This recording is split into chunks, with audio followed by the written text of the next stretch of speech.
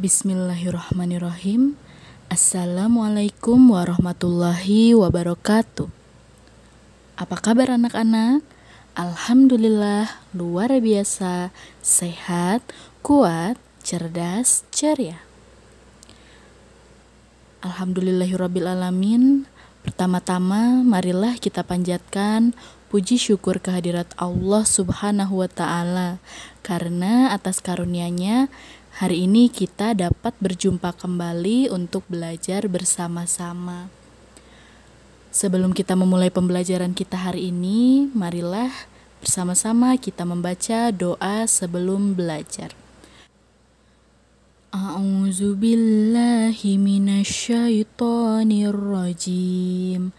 Bismillahirrahmanirrahim. Raditu billahi rabba wa bil islami dina wa bi Muhammadin nabiyya wa rasula. Rabbi zidni ilma warzuqni fahma. Shadaqallahul azim. Baik anak-anak, pembelajaran tematik hari ini memasuki tema 4, subtema 3, pembelajaran ke-1, 2, dan 3. Mari kita mulai pembelajaran kita pada hari ini.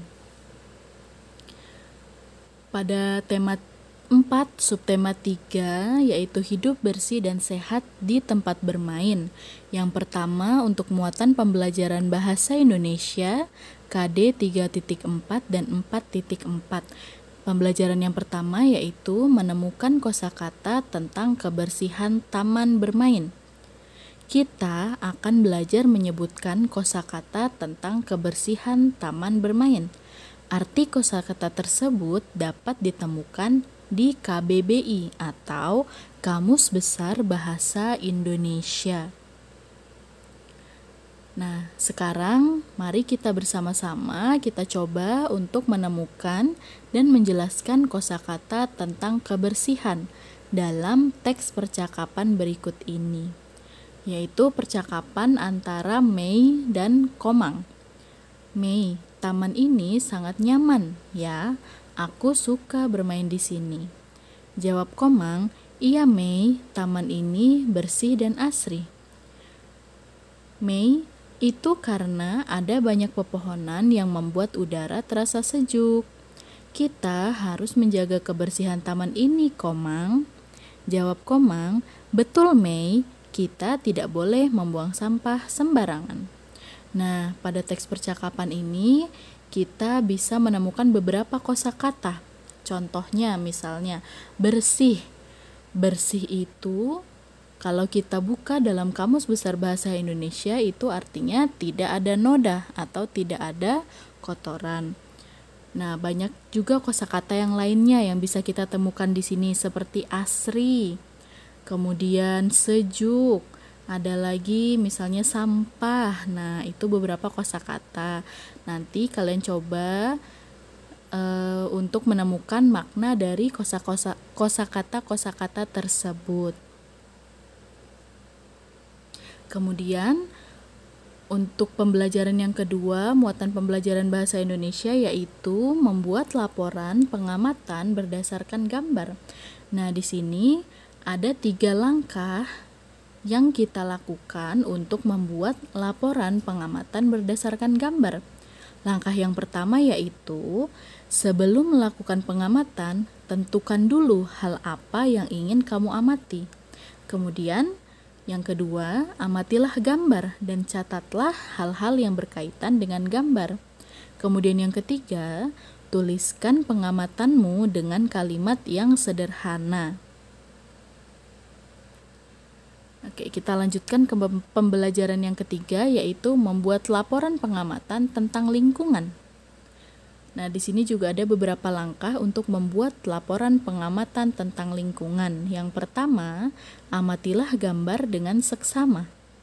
Kemudian langkah yang kedua, buatlah pertanyaan sebanyak-banyaknya yang berkaitan dengan gambar. Yang ketiga, Pertanyaan-pertanyaan itu dapat kamu cari tahu jawabannya. Kemudian yang keempat, rangkailah jawaban dan pertanyaan tersebut menjadi sebuah laporan.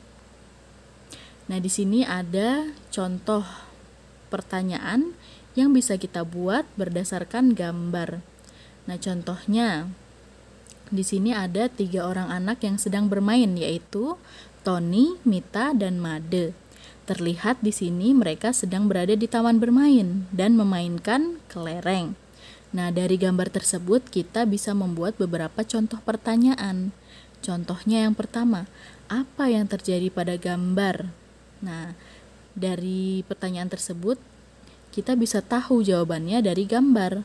Apa yang terjadi pada gambar? Yaitu Tony, Mita, dan Made sedang bermain kelereng di taman bermain. Oke, yang kedua contoh pertanyaannya, di mana peristiwa itu terjadi? Di taman bermain. Kemudian kapan peristiwa itu terjadi? Bisa kita jawab pada siang hari atau pada sore hari kalau berdasarkan dengan gambar tersebut. Kemudian siapa saja tokoh dalam peristiwa pada gambar? Yaitu ada 3 tokoh, Tony, Mita, dan Made. Nah, jadi dari sebuah gambar kita bisa membuat beberapa pertanyaan dan jawabannya pun pastinya ada pada gambar tersebut.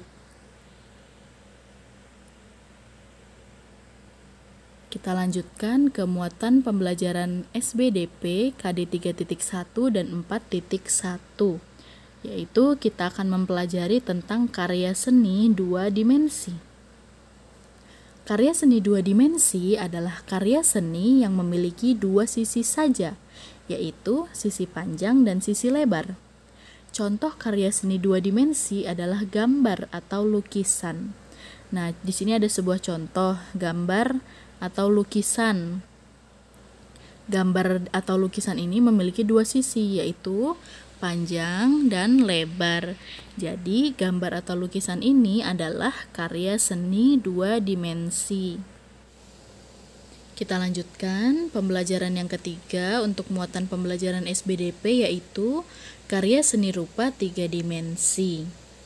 Nah, tadi kita sudah mempelajari apa itu karya seni 2 dimensi. Sekarang yang akan kita pelajari adalah karya seni 3 dimensi. Bedanya apa? Kalau karya seni 3 dimensi itu adalah karya seni yang memiliki 3 sisi, yaitu sisi panjang, lebar, dan tinggi. Karya seni 3 dimensi dapat dilihat dari segala sudut pandang. Contohnya, karya seni 3 dimensi itu adalah patung, relief, dan guci. Nah, relief itu contohnya seperti yang ada pada gambar.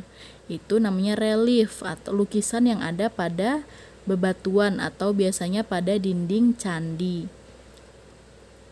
Nah, kalau guci adalah benda 3 dimensi yang terbuat dari tanah liat.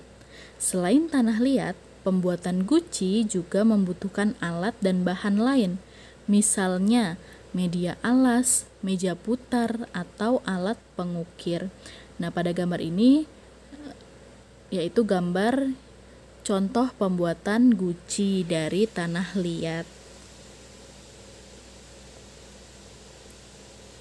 Kita lanjutkan ke muatan pembelajaran yang ketiga, yaitu PPKN KD 3.4 dan 4.4. Permainan dan olahraga yang memerlukan kerjasama. Ada banyak olahraga yang memerlukan kerjasama. Permainan atau olahraga yang memerlukan kerjasama biasanya dilakukan secara berkelompok. Kerjasama ketika bermain merupakan wujud persatuan. Nah, contohnya permainan yang ada pada gambar berikut. Di sini terlihat anak-anak sedang memainkan permainan bakyak atau sendal kayu, terompah kayu.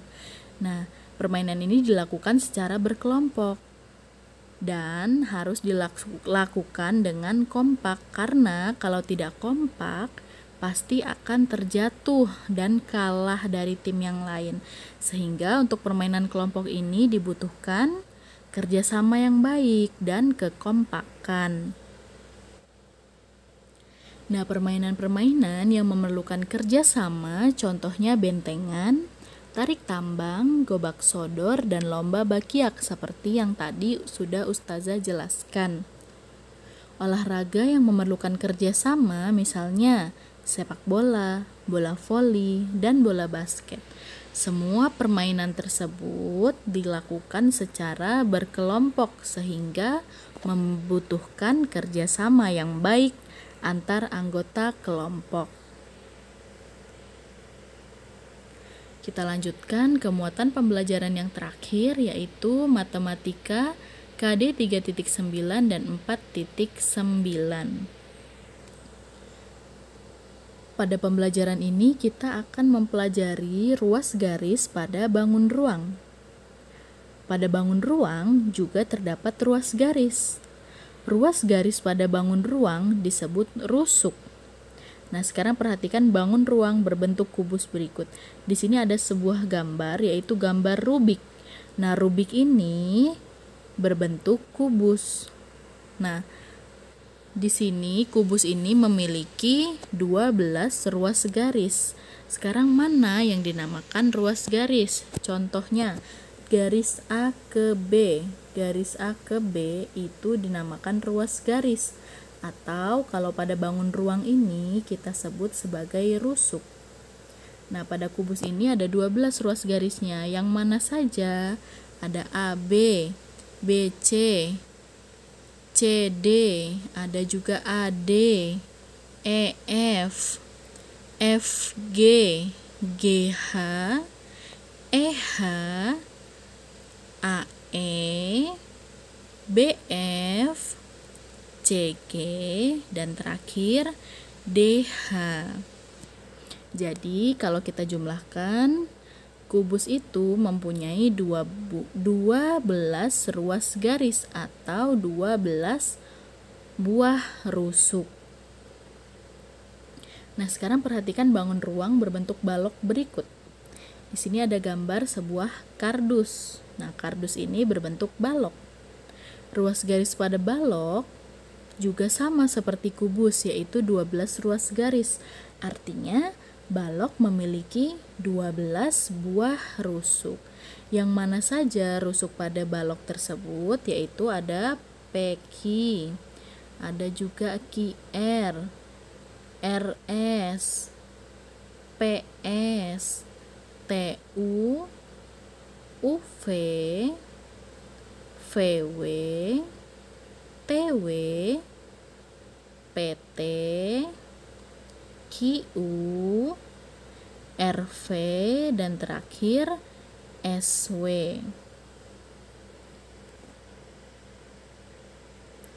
Kita lanjutkan menunjukkan rusuk pada bangun ruang. Nah, di sini ada gambar sebatang coklat yang sudah dibelah.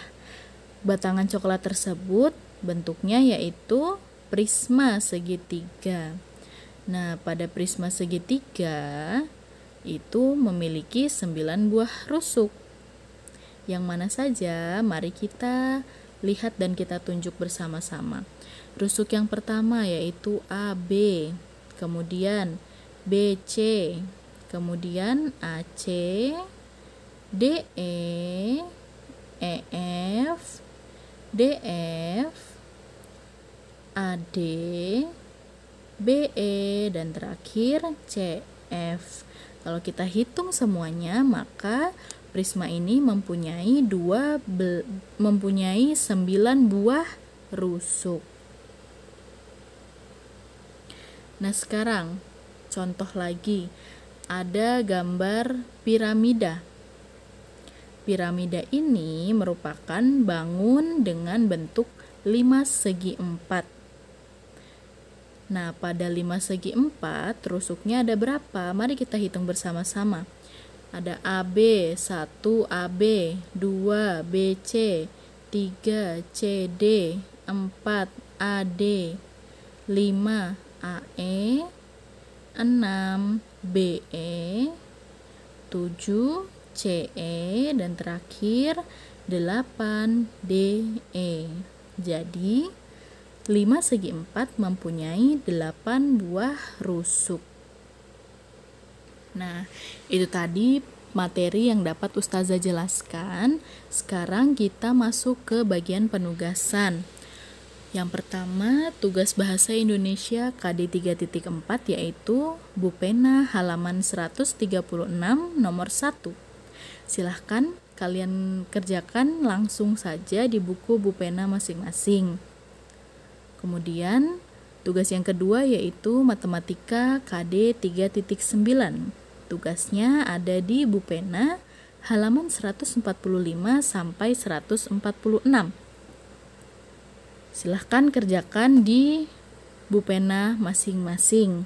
Kemudian tugas yang ketiga yaitu tugas keterampilan SBDP KD 3.1. Tugasnya ada di Bu Pena halaman 138 nomor 3. Silahkan kalian buat gambar di buku gambar masing-masing, kemudian diwarnai.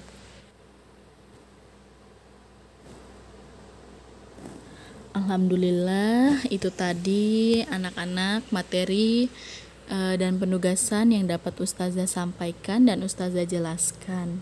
Semoga apa yang telah Ustazah sampaikan tadi bermanfaat untuk kalian sebagai sumber belajar dan membantu proses pembelajaran kalian di rumah masing-masing. Sebelum kita mengakhiri pertemuan pada hari ini, marilah bersama-sama kita membaca doa sesudah belajar. Bismillahirrahmanirrahim. Allahumma arinal haqqo haqqo warzuqna ittiba'ah wa arinal batila batila warzuqna ijtinabah. Shadaqallahul azim. Sebelum pertemuan ini Ustazah tutup, Ustazah berpesan agar kalian tetap semangat belajar walaupun masih harus belajar di rumah. Dan jangan lupa selalu terapkan protokol kesehatan yang berlaku saat ini. Akhirul kalam, Assalamualaikum warahmatullahi wabarakatuh. Sekian dan terima kasih. Sampai jumpa di pertemuan berikutnya.